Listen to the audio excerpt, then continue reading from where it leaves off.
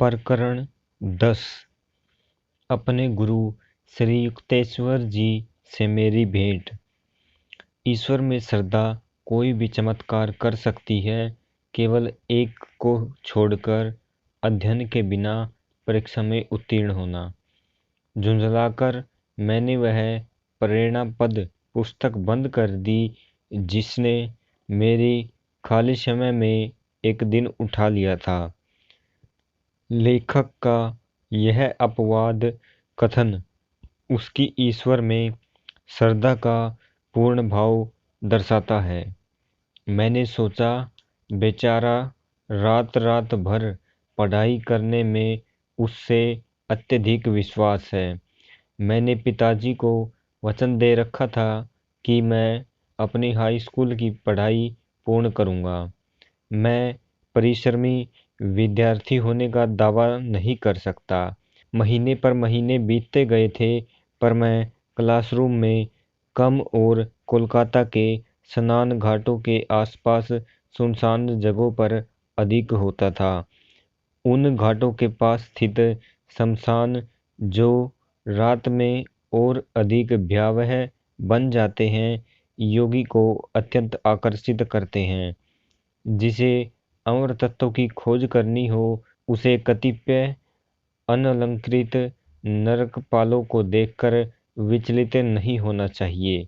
विभिन्न प्रकार की अस्थियों के व्याप्त उस विषादालय में मानवीय अपूर्णता उजागर होती है। इस प्रकार मेरा रात्रि जागरण विद्यार्थियों के रात्रि जागरण से भिन्न प्रकार का था। हिंदू हाई स्कूल की वार्षिक परीक्षा का सप्ताह तेजी से निकट आ रहा था।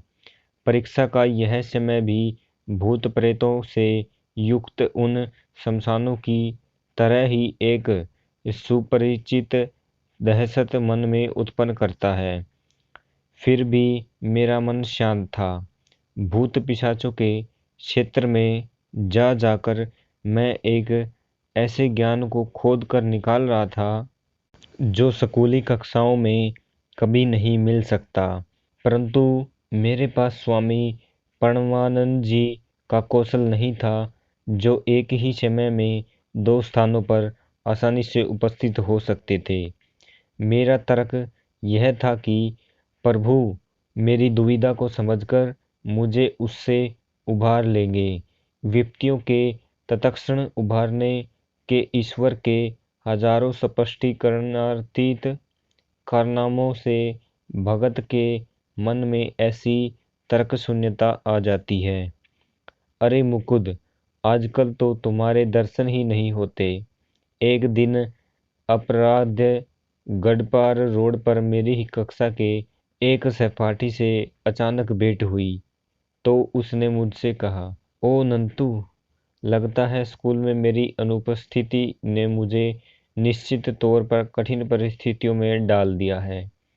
मैंने उसकी स्नेहपूर्ण दृष्टि के आगे अपने हृदय का भार हल्का किया। नंतू, जो एक तीक्ष्ण बुद्धि छात्र था, दिल खोलकर हंसने लगा। आखिर मेरी परिस्थिति भी हास्यजनक ही थी। वार्षिक परीक्षाओं के लिए तो तुम बिल्कुल भी तैयार नहीं हो, उसने कहा। लगता है अब मुझे ही तुम्हारी सहायता करनी होगी। नंतू के सहज सरल शब्द देवी आश्वासन बनकर मेरे कानों में उतरे। तत्परता के साथ मैं उसके घर गया। परीक्षा में जिन प्रश्नों के पूछे जाने की संभावना उसे प्रतीत हो रही थी, उनके उत्तर उसने मुझे समझा दिए। ये प्रश्न ऐसे दाने हैं जो अनेक भोले भाले विद्यार्थियों को परीक्षा के जाल में फंसा लेंगे। मेरे उत्तरों को ठीक से याद कर लो तो तुम उस जाल से सही सलामत निकल जाओगे। जब मैं उसके घर से निकला तब काफी रात बीत गई थी। उधार की विविधता से लबालब भरा हुआ मैं पूरे भक्तिभाव के साथ प्रार्थना कर रहा था कि अगले कुछ संकटपूर्ण दिनों में वह पांडित्य मुझ में बना रहे। मुझे अपने विभिन्न विषयों में नंतू ने परीक्षा के लिए तैयार कर दिया था, परंतु समयाभाव के कारण संस्कृत को भूल गया था। मैंने उत्कर्षता पूर्वक भगवान को इस भूल की याद दिला दी। दूसरे दिन प्रातःकाल में चलते कदमों की लय पर अपना नया ज्ञान आत्मसात करता हुआ सैर कर रहा था। रास्ते के छोर पर पहुंचकर कोने पर स्थित खाली भूखंड की घास पात में से मैं चल पड़ा कि अचानक मेरी दृष्टि कुछ छिपे हुए बिखरे पड़े कागजों पर पड़ी। मैंने झपट कर कागज उठा लिए। मेरा छटपटाना सार्थक भी हुआ। मेरे हाथ में संस्कृत श्लोक थे। उनका अर्थ लगाने के अपने उगमगाते प्रयासों में सहायता के लिए मैंने एक पंडित को पकड़ा। उनकी मधुर वाणी ने वातावरण को उस प्राचीन भाषा के निनांदी मधुर सौंदर्य से भर दिया। इन असामान्य श्लोकों को सीखकर संस्कृत की तुम्हारी परीक्षा में कोई सहायता नहीं हो सकती। पंडित ने उन श्लोकों को निश्चयपूर्वक मेरे लिए बेकार ठहराया, परंतु उन श्लोकों का अर्थ जानने के कारण ही दूसरे दिन मैं संस्कृत की परीक्षा में पास हो सका। नंतु ने अपनी दूरदृष्टि से जो सहायता मुझे दी थी, उसके कारण मुझे अपने अन्य सभी विषयों में भी उत्तीर्णांक मिल गए। पिताजी खुश हुए कि मैंने हाई स्कूल की पढ़ाई पूरी करने का अपना वचन निभाया था। मेरी कृतज्ञता ईश्वर के चरणों में समर्पित हुई। मैं जानता था कि केवल उनकी प्रेरणा के कारण ही मैं नंतू के घर पहुंचा था और कूड़े से भरे भूखंड के अप्रचलित मार्ग से भी उन्हीं की प्रेरणा से गया था। उन्होंने अपनी लीला करते हुए मुझे उभारने की अपनी यथासमय योजना की दोहरी अभिव्यक्ति प्रदर्शित की थी। निरर्थक मानकर रख दी हुई उस पुस्तक पर मेरी दृष्टि पड़ी, जिसके लेखक ने परीक्षा भवन में ईश्वर की महत्ता को अपर्याप्त माना था। मेरे मन में उठे इस विचार पर मैं अपनी हंसी को रोक नहीं पाया। यदि मैं इस लेखक को बता दूं कि मृत देहों के अवशेषों के बीच बैठकर ईश्वर का ध्यान करना हाई स्कूल परीक्षा पास करने का सहज उपाय है, तो उसकी उलझनें और भी अधिक बढ़ जाएंगी। नई प्रतिष्ठा से गौरवान्वित होकर अब मैं खुले रूप से घर छोड़ने की योजना बनाने लगा। अपने एक समवयस्क मित्र जितेंद्र मजूमदार के साथ वाराणसी के एक आश्रम श्री भारत धर्म महामंडल में जाकर रहने का और वहां आध्यात्मिक शिक्षा ग्रहण करने का मैंने निश्चय किया। अपने परिवार से वियोग की कल्पना एक दिन गहरा विषाद बनकर मुझ पर छा गई। माँ के स्वर्गवास के बाद मेरे दो छोटे भाइयों सनंद और विष्णु तथा सबसे छोटी बहन थामू के लिए विशेष रूप से मेरा प्रेम तिरोह हो गया था। मैं शीघ्रतापूर्वक अपने एकांत स्थान उस छोटी सी अटारी में जा पहुंचा, जो मेरी आकुल साधना के अनेकानेक प्रसंगों की साक्षी थी। 2 घंटे के अश्रुपात के बाद मैंने अपने में एक अपूर्व परिवर्तन अनुभव किया। जैसे किसी चमत्कारिक परिष्कारक तत्व से मेरा अंतर धुलकर एकदम साफ हो गया हो। सारी आसक्ति हवा हो गई। मित्रों के मित्र ईश्वर की खोज करने का मेरा निश्चय और भी दृढ़ हो गया। मैं तुमसे आखिरी बार अनुरोध करता हूँ। मैं पिताजी के समक्ष उनका आशीर्वाद लेने के लिए खड़ा था, तब उन्होंने ममृताहत होकर कहा, मेरा और अपने शोकाकुल भाई बहनों का त्याग मत करो। पूज्य पिताजी, मैं आपके प्रति अपने प्रेम को किन शब्दों में व्यक्त कर सकता हूँ, परंतु उस परमपिता के लिए मेरा प्रेम उससे भी बढ़कर है, जिसने मुझे इस लोक में आप जैसा आदर्श पिता प्रदान किया। मुझे जाने दीजिए ताकि मैं किसी दिन अधिक दिव्य ज्ञान के साथ आपके पास लौट सकूं। पिताजी की अनिच्छापूर्ण स्वीकृति के साथ मैं वाराणसी के आश्रम में पहले ही पहुंच चुके जितेंद्र के साथ होने के लिए निकल पड़ा। वहां पहुंचने पर आश्रम के युवा अधिपति स्वामी दयानंद जी ने हृदयपूर्वक मेरा स्वागत किया। लंबे चेहरे बदन के चिंतनशील मुखाकृति वाले स्वामी जी के प्रति मेरे मन में अनुकूल धारणा उत्पन्न हुई। उनकी गौरवर्ण मुखाकृति पर बुद्ध समान भाव था। मुझे देखकर खुशी हुई कि मेरे इस नए घर में भी एक अटारी थी। भोर और प्रातःकाल का समय मैं वहीं व्यतीत करने लगा। आश्रम वासियों को ध्यानाभ्यास का अत्यल्प ज्ञान था, अतः उनका विचार था कि मुझे अपना सारा समय आश्रम के प्रबंधनात्मक कार्यों में लगाना चाहिए। अपराह उनके कार्यालय में मैं जो काम करता था उसके लिए वे मेरी सराहना करते थे। ईश्वर को इतनी जल्दी पकड़ने का प्रयास मत करो। एक दिन मैं भोर में अटारी की ओर जा रहा था, तब एक आश्रमवासी ने मेरा उपहास किया। मैं दयानंद जी के पास गया, जो गंगा का दृश्य प्रस्तुत करने वाले अपने छोटे से कक्ष में व्यस्त थे। स्वामी जी, मेरी समझ में नहीं आ रहा है कि यहाँ मुझसे क्या अपेक्षा की जाती है। मुझे ईश्वर की प्रत्यक्ष अनुभूति की जिज्ञासा है। ईश्वर के अतिरिक्त मैं किसी भी और चीज से संतुष्ट नहीं हो सकता, न अच्छे कार्यों के साथ जुड़ने से, न उनके सिद्धांत से, न उन्हें करने से। गेरुआ वस्त्रधारी स्वामी जी ने स्नेहपूर्वक मेरा कंधा थपथपाया। निकट ही खड़े कुछ शिष्यों को नकली फटकार का ढोंग रचते हुए उन्होंने डांटा, मुकुंद को परेशान मत करो, हमारे तौर तरीके वह सीख लेगा। मैंने शिष्टतापूर्वक अपना संदेह भीतर ही दबा लिया। शिष्यगण कक्ष से बाहर चले गए। डांट का उन पर कोई भी प्रभाव दृष्टिगोचर नहीं हो रहा था। दयानंद जी को अब मुझसे कुछ कहना था। मुकुंद, मैं देख रहा हूँ कि तुम्हारे पिताजी तुम्हें नियमित रूप से पैसा भेजते हैं।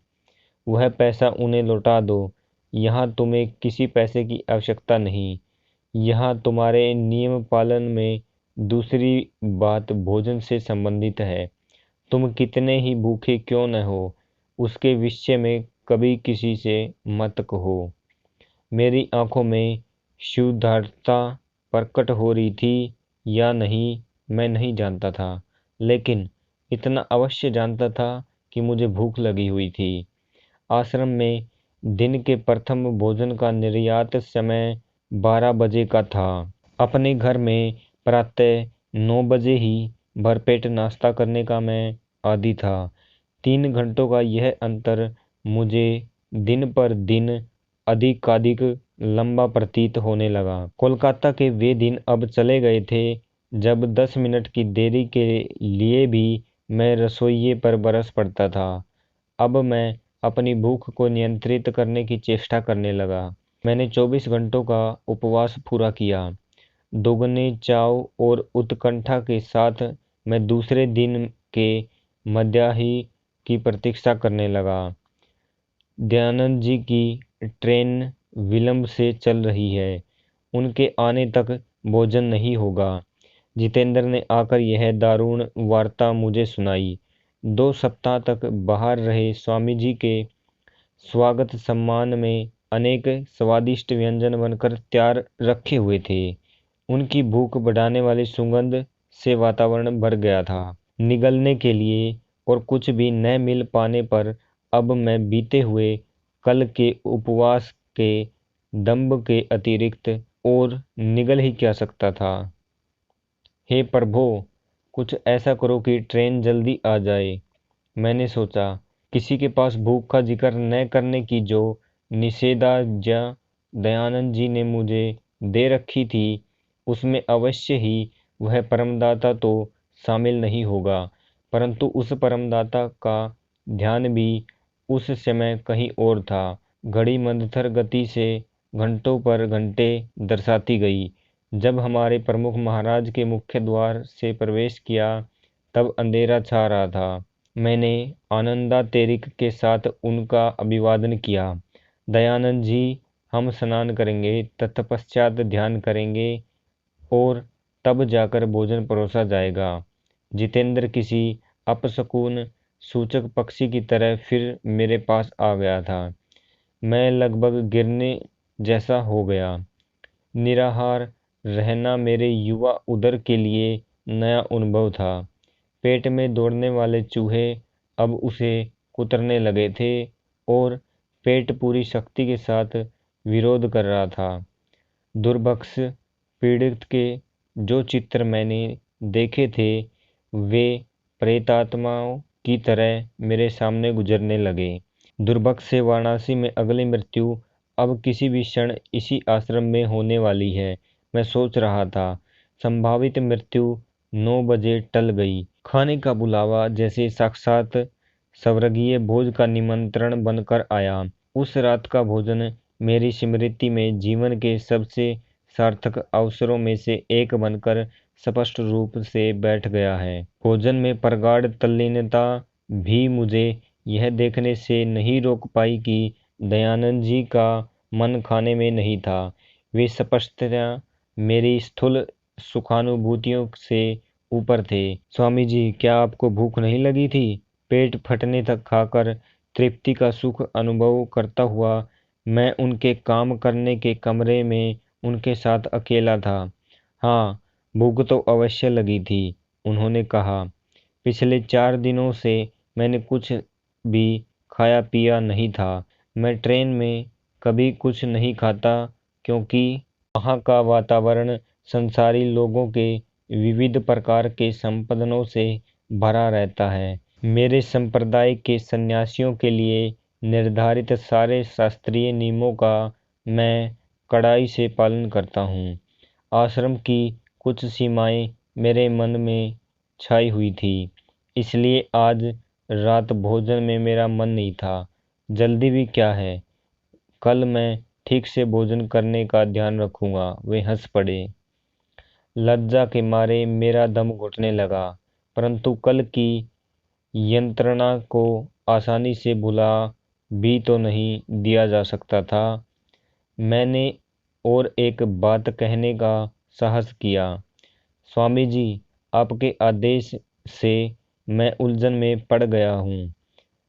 कल्पना कीजिए कि मैं कभी खाना न मांगूं और कोई अपने आप मुझे खाना न दे, तब तो मैं भूख से मर ही जाऊंगा। तब मरो, इस भयंकर उपदेश ने जैसे वातावरण में विस्फोट कर दिया। यदि मरना ही पड़ा तो मरो। मुकुंद, कभी भी यह मत मानो कि तुम भगवान की शक्ति से नहीं, अन्न की शक्ति से जीवित रहते हो। जिसने भरण पोषण के सब प्रकारों का सृजन किया है, जिसने भूख दी है, वह भगवान अपने भक्तों का भरण पोषण भी अवश्य करेगा।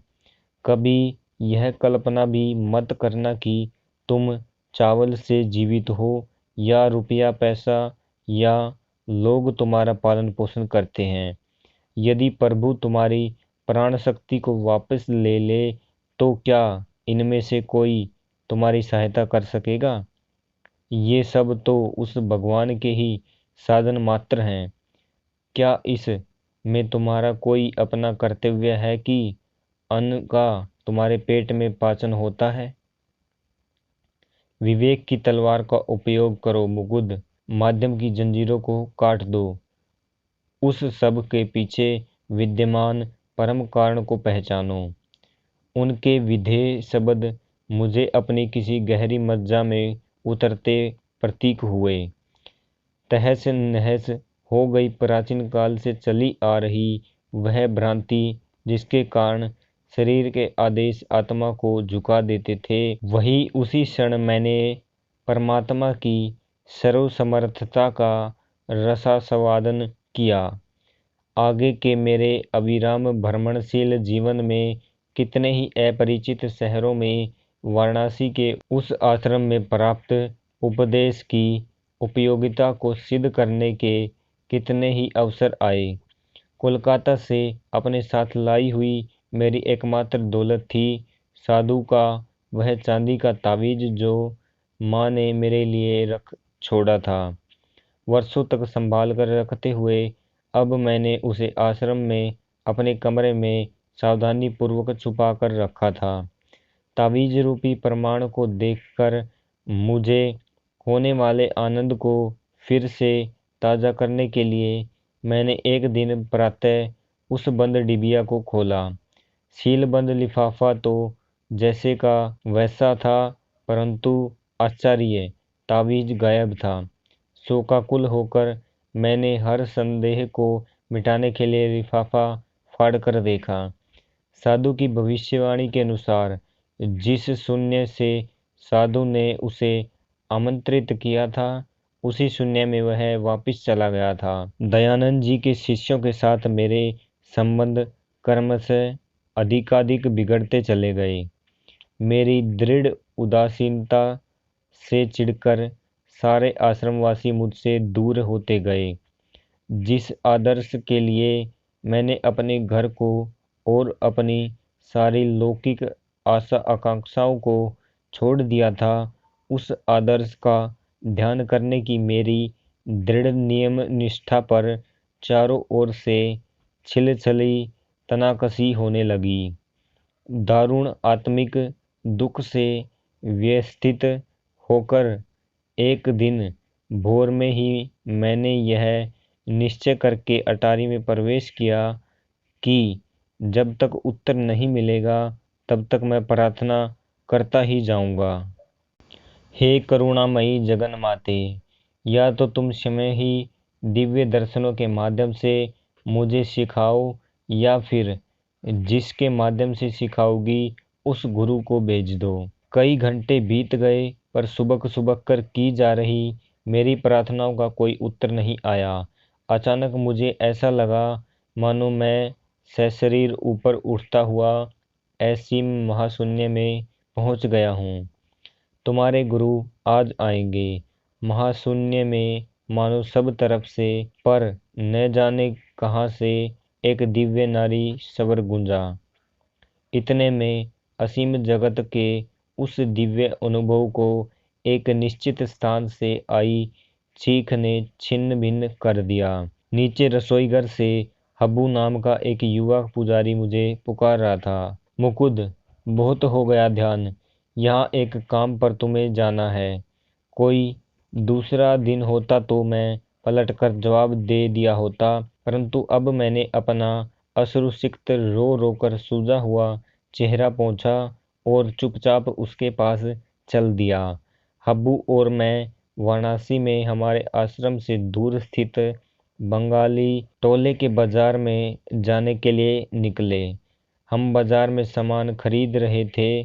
सूर्य तप हो रहा था, पर अभी मध्याह्न नहीं हुआ था, इसलिए उसने अपना उग्र रूप अभी धारण नहीं किया था। हम दोनों गृहिणियों, गाइडों, पंडों, पुरोहितों, सादे वस्त्र धारण कर रखी विधवाओं, सम्माननीय ब्राह्मणों और वाराणसी में सम्माननीय ब्राह्मणों और वाराणसी में सर्वत्र विचारशील सांडों की रंग बिरंगी भीड़ में से रास्ता निकालते जा रहे थे।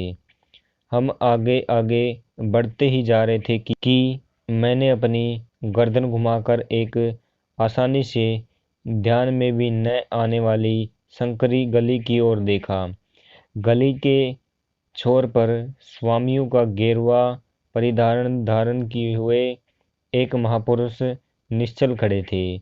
उन पर दृष्टि पड़ते ही मुझे ऐसा लगा मानो युग युगांतर से मैं उन्हें जानता था। एक क्षण के लिए मेरी प्यासी आंखों ने उनका लोलुपता से पान किया, परंतु फिर मन में संशय जाग उठा। मेरा मन कहने लगा, इस परिवारजक सन्यासी का चेहरा तुम्हारे किसी परिचित से शायद मिलता जुलता है। स्वप्नदर्शी चलते चलो। 10 मिनट पश्चात मेरे पांव सुन्न हो गए। ऐसा लगा जैसे दोनों पांव पत्थर बन गए हों और अब मेरा भार आगे ढोने में असमर्थ हो गए हों।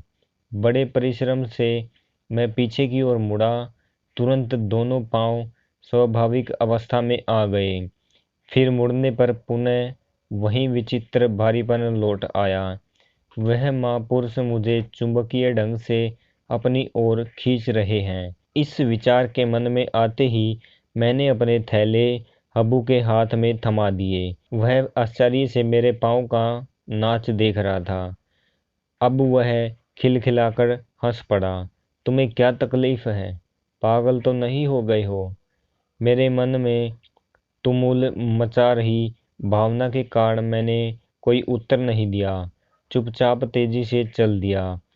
मैं ऐसे वापस चला जैसे मुझे पंख लग गए हों और शीघ्र ही उस गली में जा पहुंचा। उस ओर दृष्टि उठाते ही मैंने देखा कि वह शांत मूर्ति स्थिर दृष्टि से ही मेरी दिशा में देख रही थी।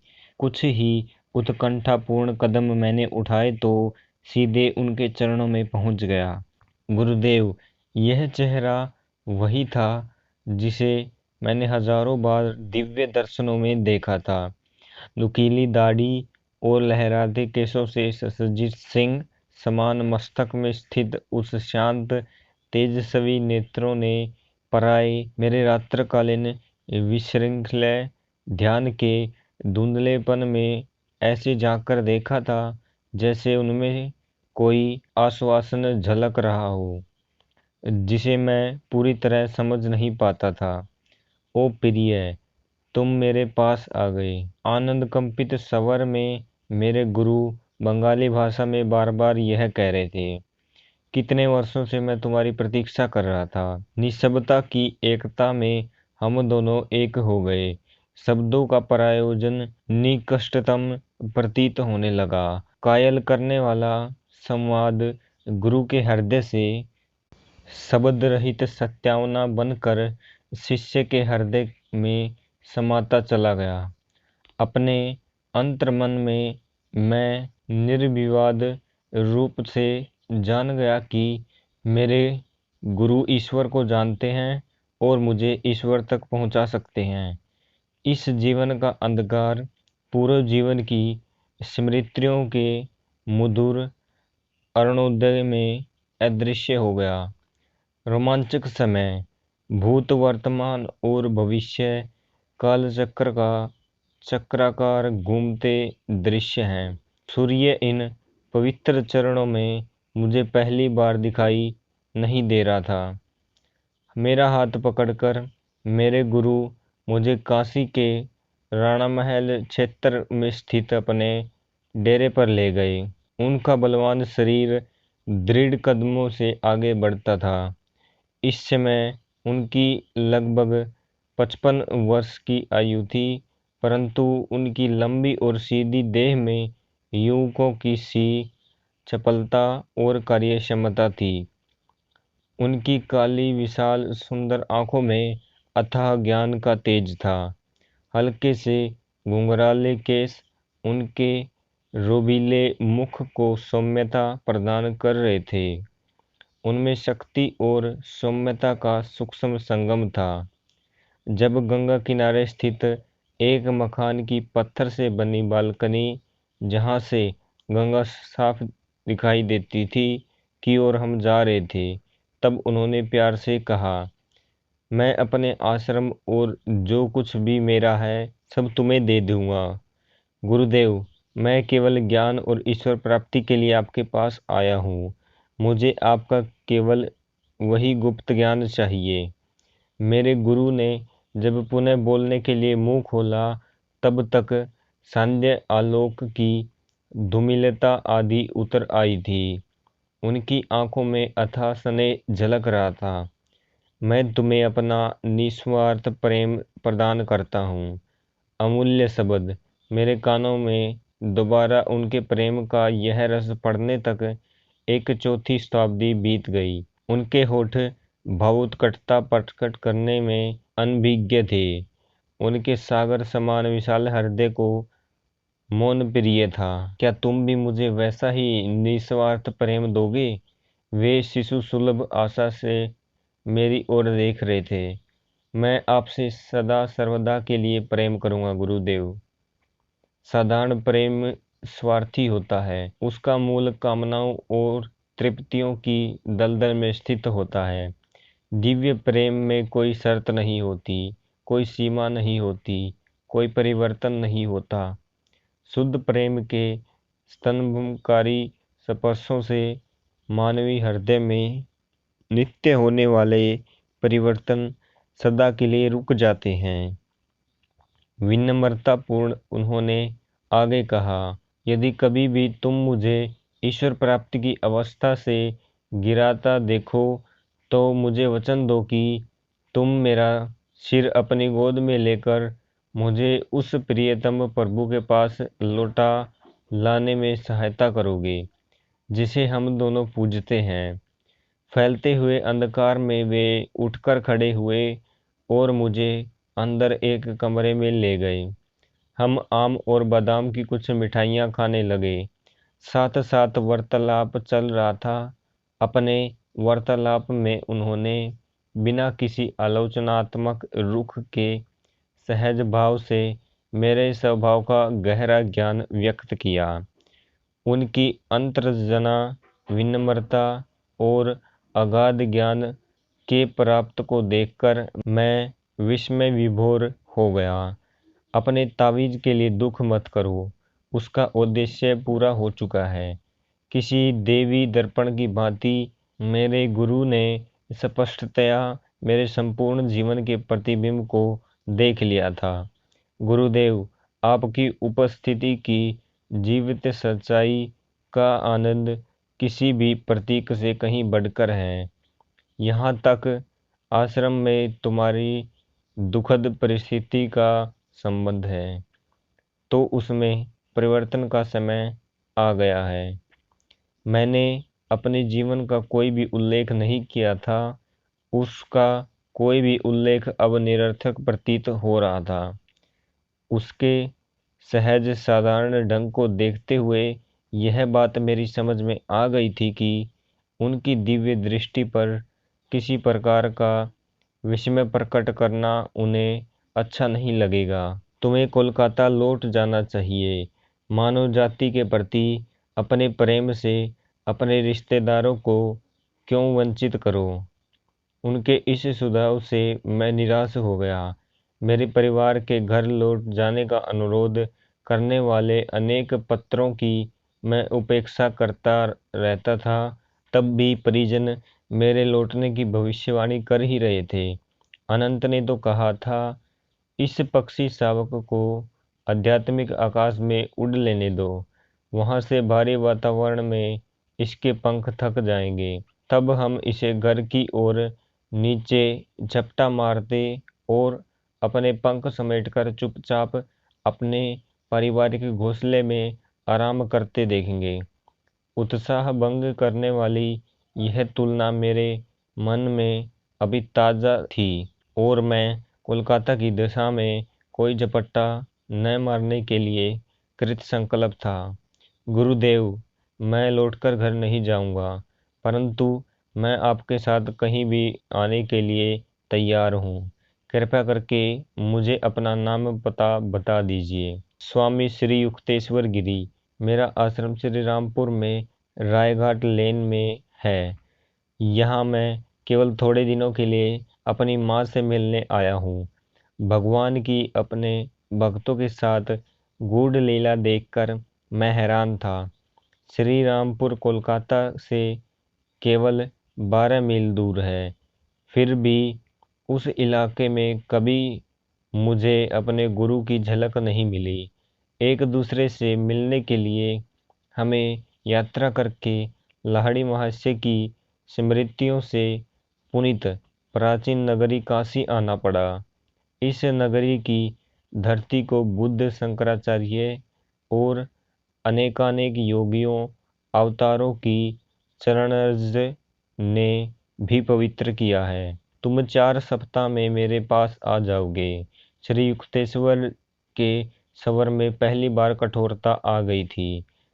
अब जबकि मैंने तुम्हें अपने चिरंतन प्रेम के बारे में बता दिया है और तुम्हें पाने का अपना हर्ष प्रकट कर दिया है, तो तुम मेरे अनुरोध की अवहेलना करने पर तुले हुए हो। अगली बार जब हम मिलेंगे तब तुम्हें अपने में रुचि को पुनः जागृत करना पड़ेगा। मैं आसानी से तुम्हें शिष्य रूप में स्वीकार नहीं करूँगा। मेरी कठोर शिक्षा के आज्ञा पालन द्वारा संपूर्ण समर्पण तुम्हें करना होगा। मैं दुराग्रह पूर्वक चुप रहा। मेरे गुरु ने शीघ्र ही मेरी समस्या को पहचान लिया। तुम समझते हो कि तुम्हारे रिश्तेदार तुम पर हंसेंगे। मैं लौटकर नहीं जाऊंगा।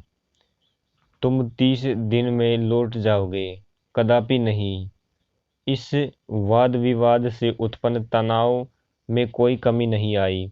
मैंने उनके चरणों में आदरपूर्वक प्रणाम किया और वहां से चल दिया। अर्धरात्रि के अंधकार में आश्रम की ओर चलता हुआ मैं सोच रहा था कि हमारी इस अद्भुत भेंट का अंत इतना बेसुरा क्यों हुआ। माया का तराजू प्रत्येक आनंद के साथ समतुल्य दुख भी तोल देता है। मेरा किशोर हृदय अभी मेरे गुरु की रूपांतरकारी उंगलियों के लिए पर्याप्त मुलायम नहीं बना था। दूसरे दिन सुबह मैंने देखा कि आश्रमवासियों का मेरे प्रति द्वेष भाव और भी अधिक बढ़ गया है। वे नित्य अशिष्टताओं से मुझे दिन भर सताने लगे।